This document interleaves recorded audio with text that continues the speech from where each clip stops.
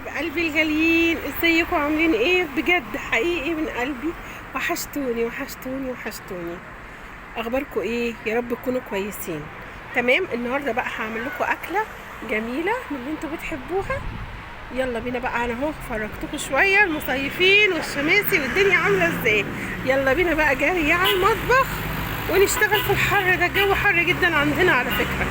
يلا حبايب قلبي، ما تنسوش تنزلوا بسرعه تحطوا اللايك، تمام، وتشتركوا في القناه. اللي ما اشتركش يشترك ويفعل زر الجرس عشان اول ما ينزل جديد يوصل لكم بيه اشعار. تمام. يلا بينا جري على المطبخ. يلا قلبي. هنا بقى نقعت الكوارع في ملح ودقيق وليمون واتغسلت كويس وخدتها غلوه على النار ورميت ميتها. تمام، لان دي بيبقى فيها الزفاره والجيلاتين الزياده يعني. هنا بقى ميه نضيفه هنزل بقى فيها الكوارع اللي اتغلت قبل كده. طبعا مش لازم بقى الميه تكون مغليه، هي ما غليها قبل كده.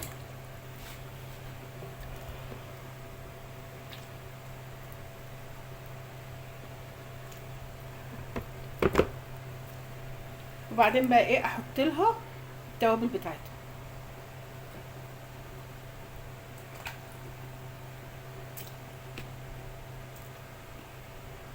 بس خلاص كده.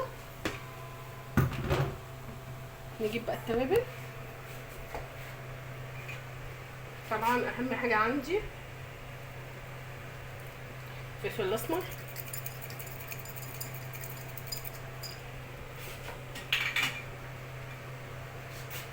جنزبيل، شويه قرفه طبعا،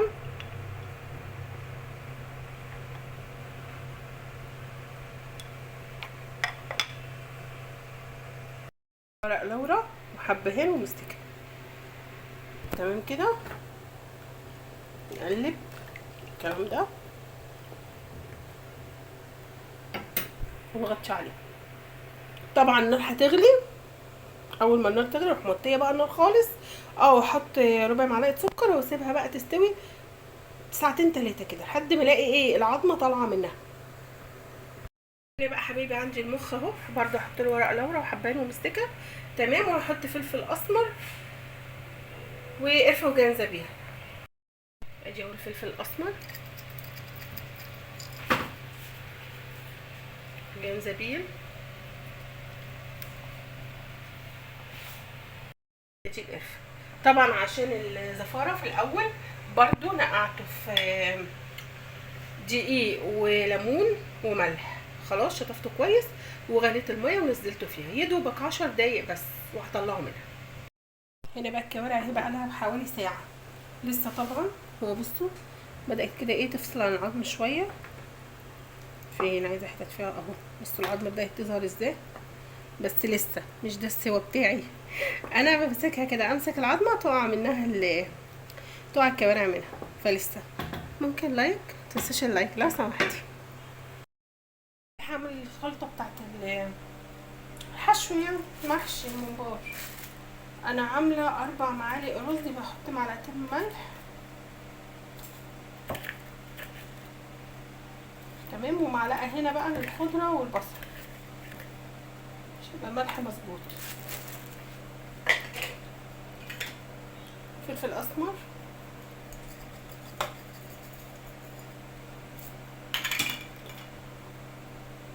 جنزبيل،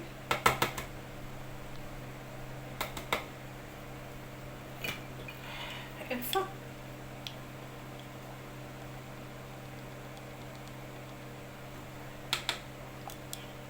ملح، فلفل اسمر، قرفه وجنزبيل. تمام. واضربه مع البصل. هنا بقى حبيبي احط حته زبده،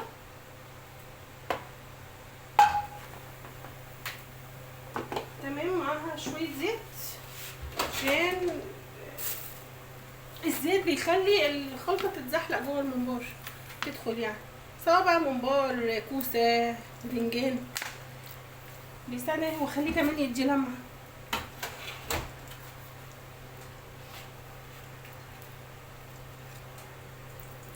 هستناها بس تسيح وانزل عليها بالخلطه اللي عملتها. هنا بقى هنزل البصل بالتوابل اللي ضربتها عشان الزيت يتقدح. كده كده ايه الزبده هتسيح معاه مع النار.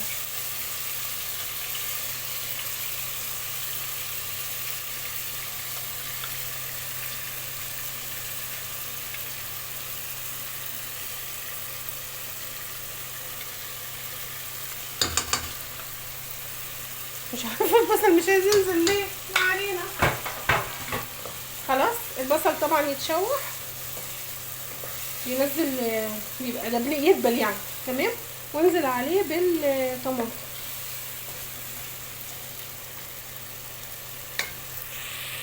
لما البصل يتشوح طبعا ايه، هغسل بقى المواعين اللي طلعت من الحاجات اللي حضرتها دلوقتي.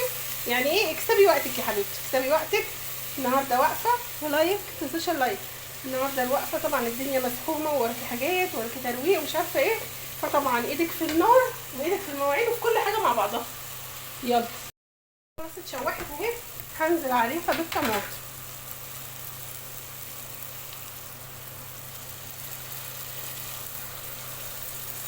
بس دي مش هتتعبني، هضطر افضي هندري كده على طول. بس ونسيبها بقى تتسبك. ما حطيتش سكر.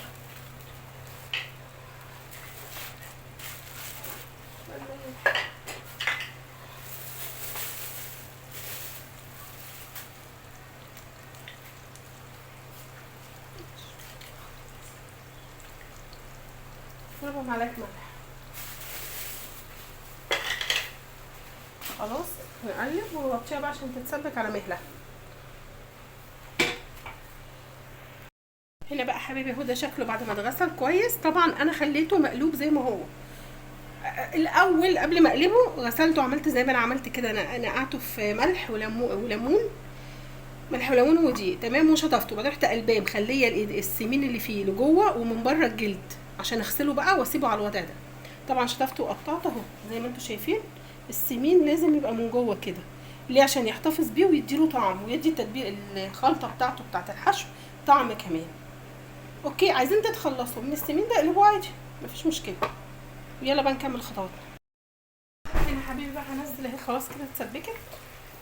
بصوا مفيهاش ميه خالص. انزل بقى الرز، طفي النار بس.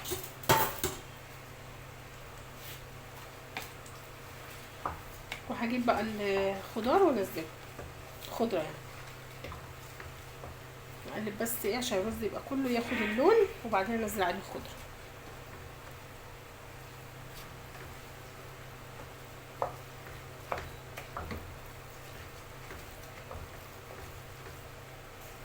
اهو كله اخد كده الطماطم خلاص.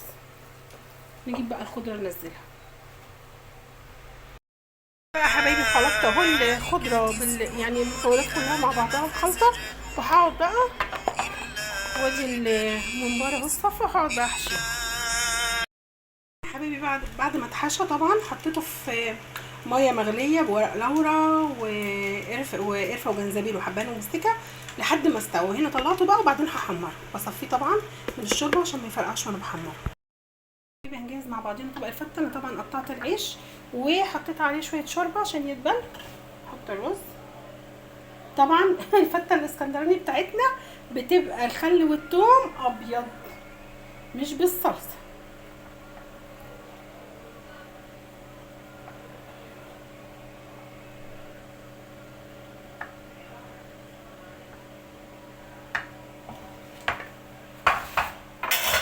ونطلع بقى كده نحطها. عايزه اوريكم هي دايبه ازاي. بسم الله.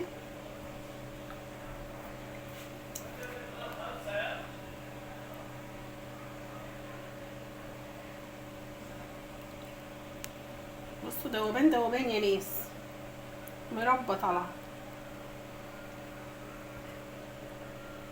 طب انا هرصها واوريها لكم. ده كده بقى حبايبي اهو شكل طبق الفته. تمام. هنزل عليه بقى بالخل والثوم. طبعا حته زبده وحمرت فيها الثوم ونزلت عليه بنقطه خل.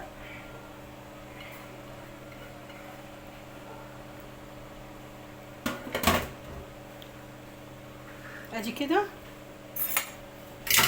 الكوارع وادي الممبار. ايه رايكم؟ قولوا لي بقى ايه رايكم في اللون الذهبي الجميل ده. وادي المخ. مخ فين اهو، كان مستخبي اهو. المخ طبعا حطيته في البيض والدقيق وحمرته. وادي كده اكلات النهارده اهي. اتفضلوا معانا حبايبي، كل سنه وانتم طيبين. عايزه لايكات للاكلات الجميله دي، وقولوا لي ايه رايكم. كل سنه وانتم بالف خير حبايب قلبي.